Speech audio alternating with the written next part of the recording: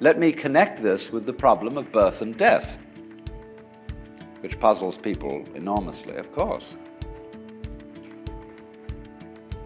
Because in order to understand what the self is, you have to remember that it doesn't need to remember anything.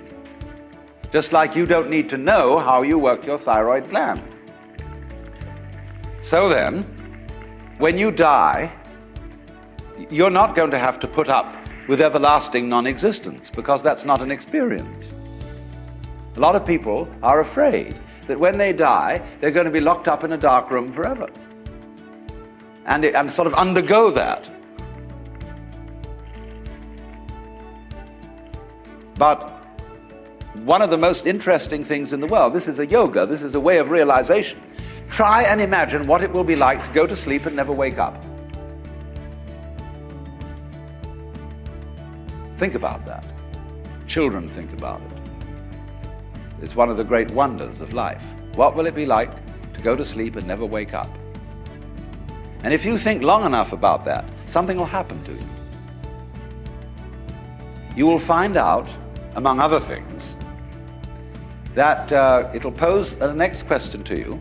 What was it like to wake up after having never gone to sleep? That was when you were born. You see, you can't have an experience of nothing. Nature abhors a vacuum. So after you're dead, the only thing that can happen is the same experience, or the same sort of experience as when you were born. In other words, we all know very well that after people die, other people are born.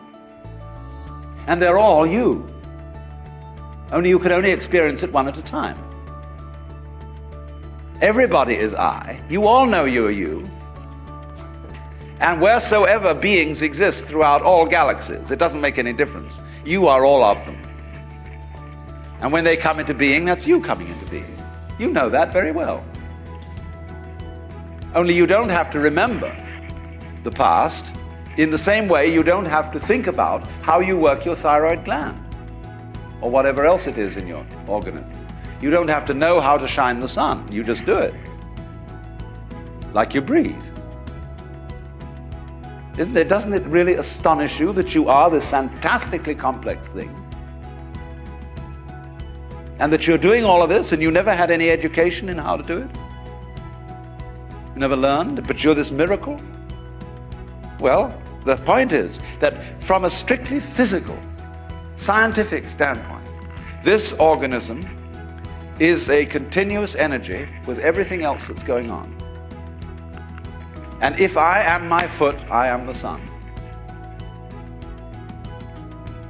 Only we've got this little partial view. We've got the idea that no, I'm just something in this body. The ego. That's a joke. The ego is nothing other than the focus of conscious attention. It's like a radar on a ship. The radar on a ship is a troubleshooter. Is there anything in the way? And conscious attention is a designed function of the brain to scan the environment, like a radar does, and note for any trouble-making changes. But if you identify yourself with your troubleshooter, then naturally you define yourself as being in a perpetual state of anxiety. And the moment we cease to identify with the ego and become aware that we are the whole organism, you realize as the first thing how harmonious it all is. Because your organism is a miracle of harmony. All this thing functioning together.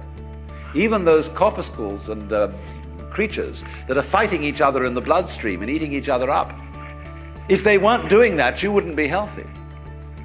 So what is discord at one level of your being is harmony at a higher level. And you begin to realize that, and you begin to be aware too that the discords of your life and the discords of people's life, which are a fight at one level, at a higher level of the universe, are healthy and harmonious. And you suddenly realize that everything that you are and do is at that level as magnificent and as free of any blemish as the patterns in waves. the markings in marble, the way a cat moves, and that this world is really okay and can't be anything else, because otherwise it couldn't exist.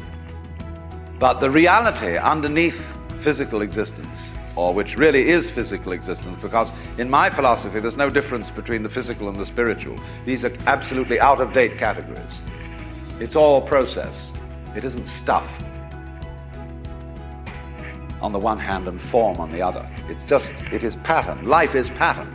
It is a dance of energy. So I will never invoke spooky knowledge. That is to say that I've had a private revelation, or that I have sensory vibrations going on a plane which you don't have. Everything is standing right out in the open. It's just a question of how you look at it. So you do discover, when you realize this, the most extraordinary thing to me that I never cease to be flabbergasted at whenever it happens to me.